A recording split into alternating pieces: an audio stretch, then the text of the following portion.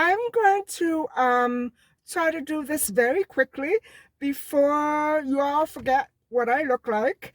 And so this is the third part of the discussion on the Norma Jean Baker life story.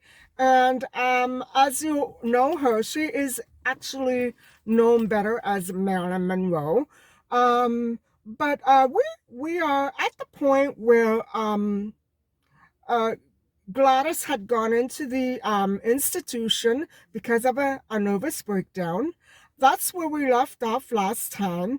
And the cause of her breakdown, I eventually found out, was that she received word from her ex that her 13-year-old son, Hermit, was passed away. It did her in, guys. And it is now, to me, very clear, and no wonder why she refused to allow Norma Jean to ever become adopted by anyone else. She wanted Norma Jean alive, I guess. And so where we left off at the preceding part, which is part two, um, that after turning 11 years old, Norma Jean went to live with the newlywed Goddards. Now, this would have been the January after she turned 11, I'm assuming, or maybe it was 12. 1937, she was born in 1926. So she would have been 11, guys. So at 11 years old, she went off to start a new life with this family that she was not familiar with. She knew Grace and loved Grace and trusted Grace, but that was essentially it. And so what happened was the Goddards married, and Doc Goddard, or Edwin Goddard, had a daughter from a previous marriage who was Norma Jean's age, about 11, 12 years old.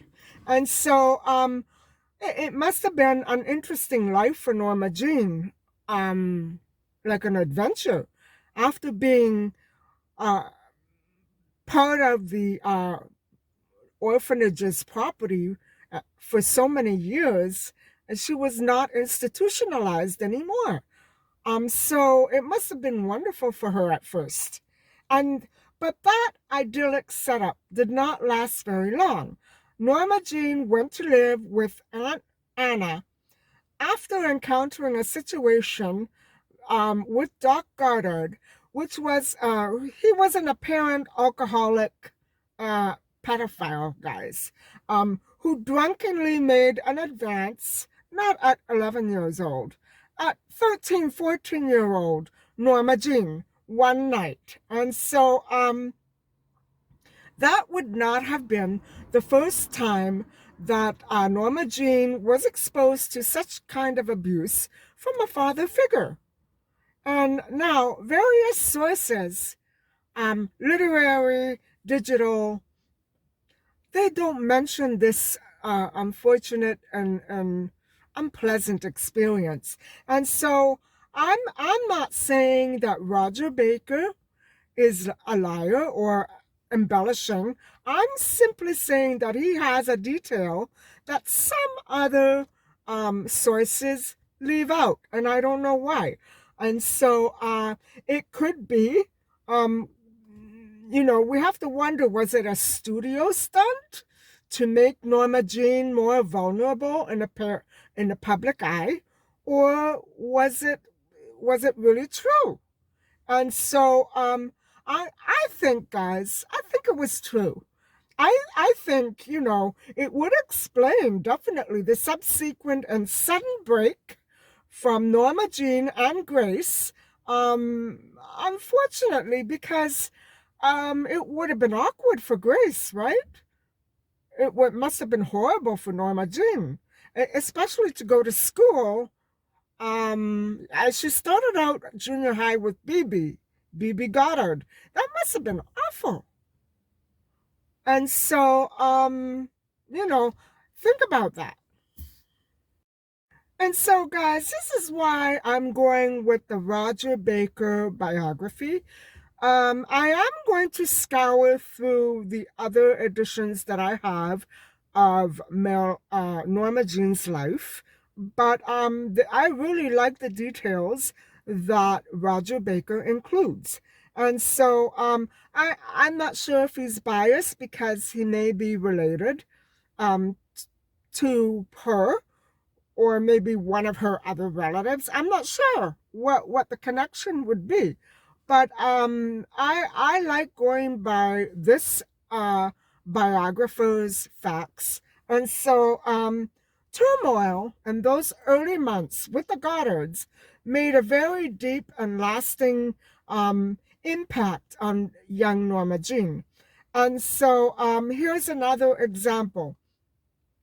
Before the drunken episode arose, Tippy, the family pet dog, I'm assuming with Goddard, who came with Goddard, um, met with a horrific accident and was ultimately killed.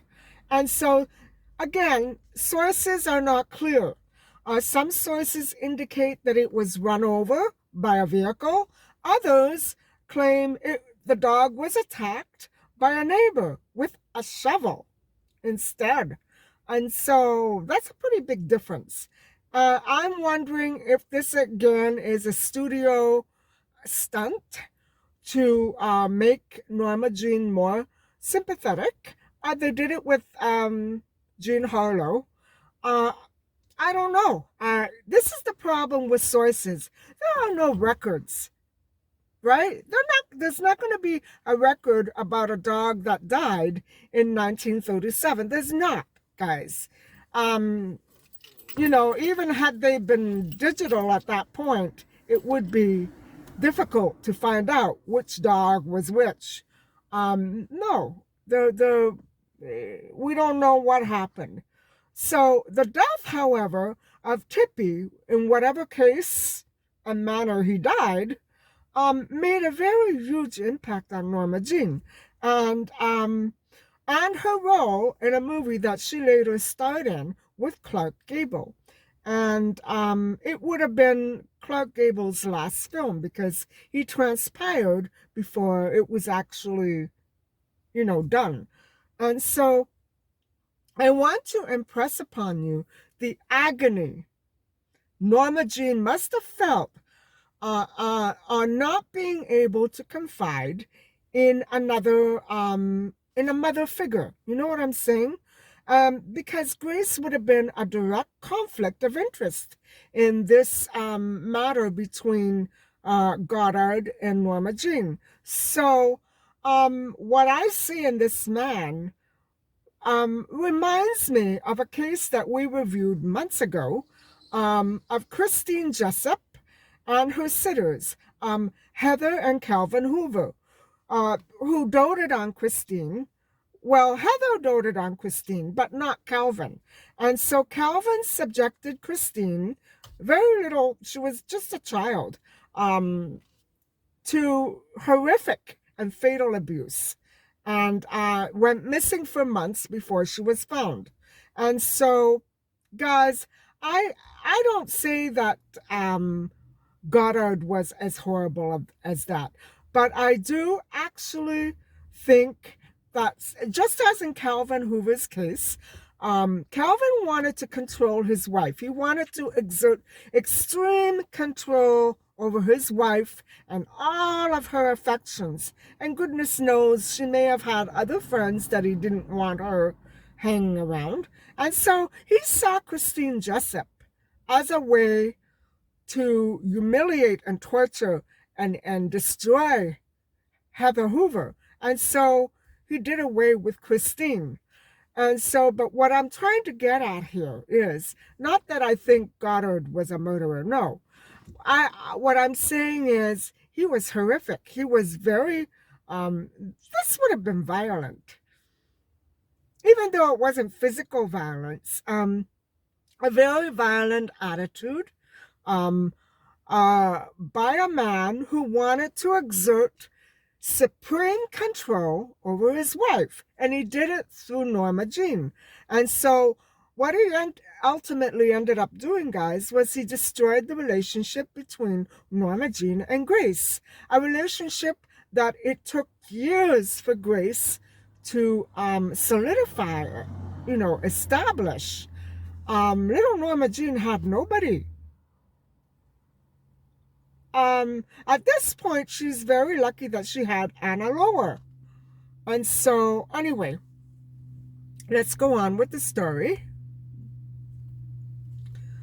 Um, so,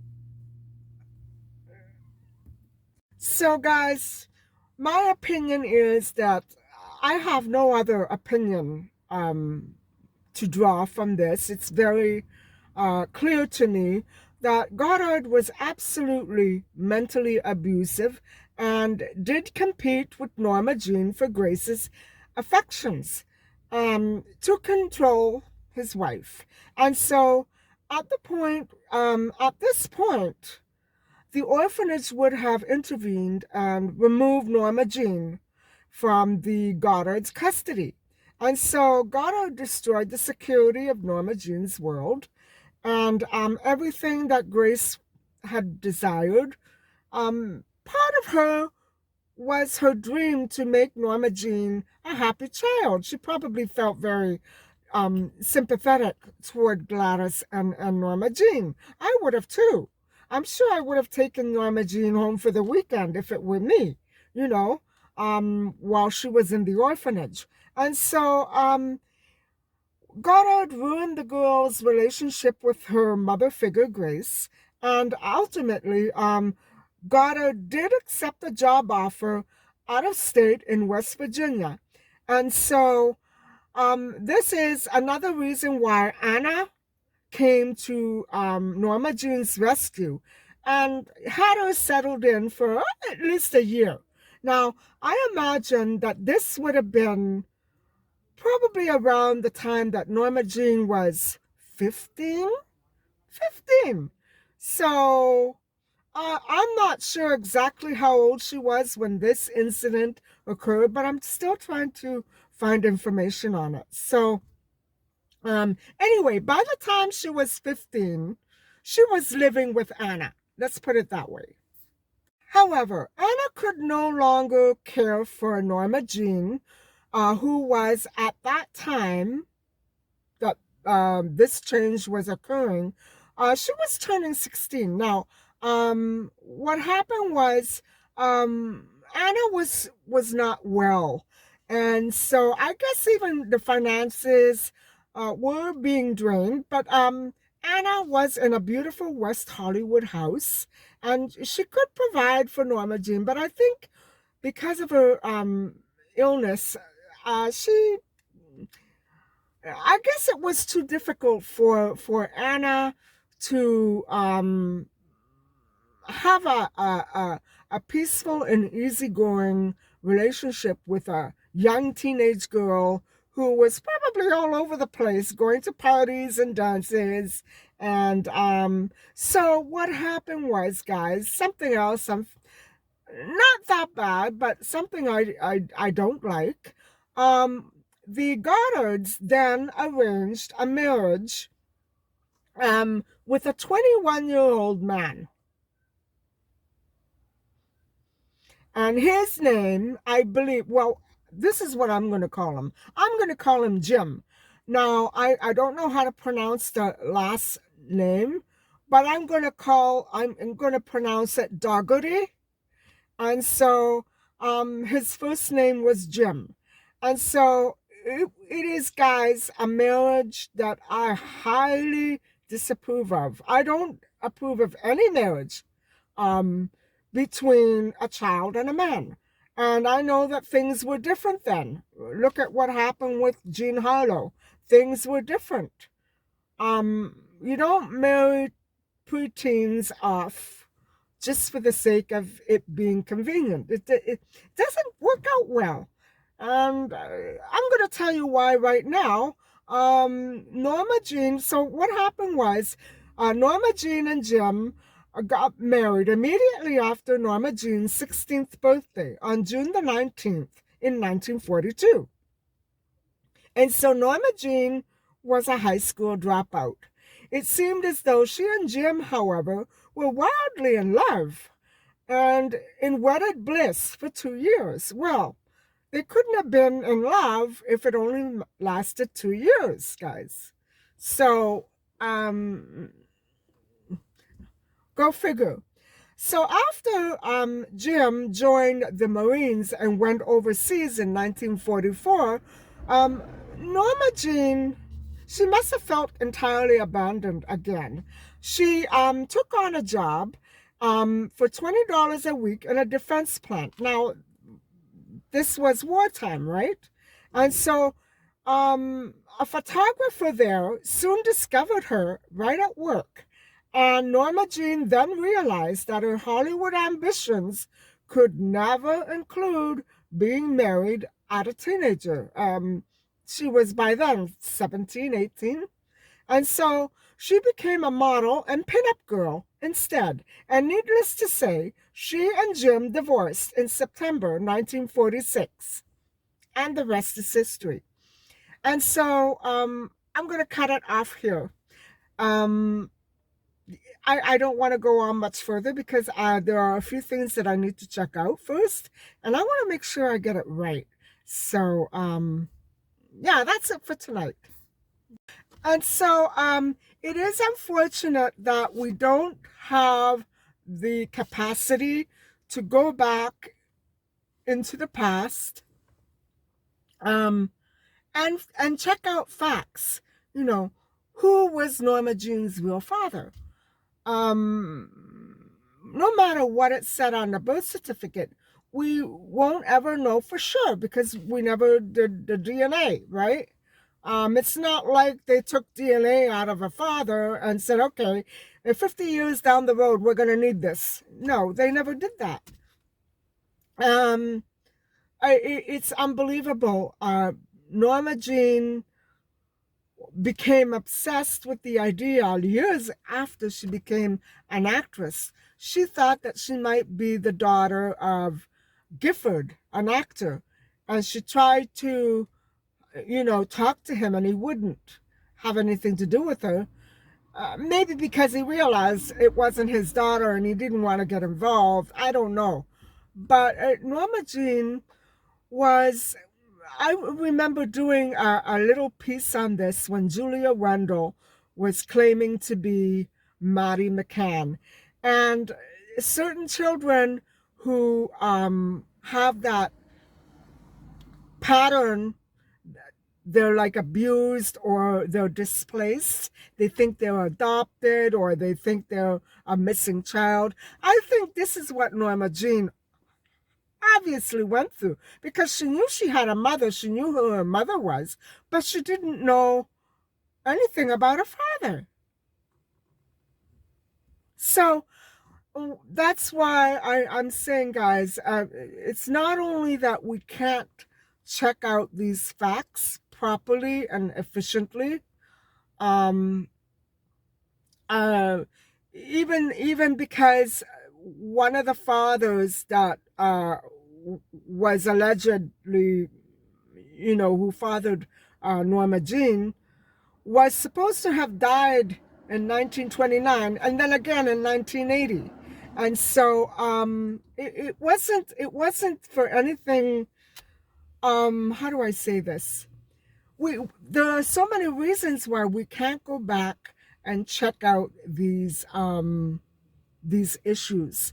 I can't imagine what she must have gone through, being displaced like that, and not being able to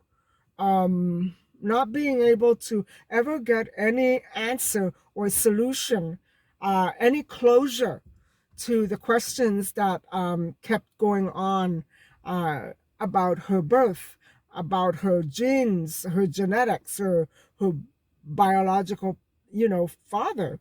So that's all I wanted to say.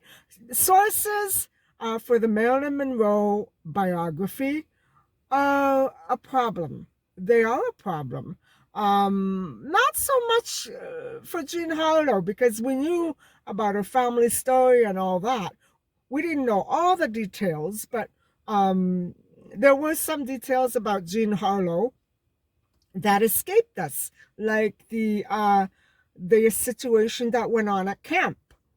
We don't know exactly why her mother was locked out. Um, things like that. But she didn't go through the same thing that Norma Jean went through. She knew who she was. She had her own identity, and so uh, that's another thing. Marilyn Monroe had to create her own identity because she wasn't really sure exactly of who she might have been. So, anyway, guys, that's enough for tonight. I'm going to break off the vlog here. Thank you very much for watching, and please don't forget to like and subscribe. Bye for now.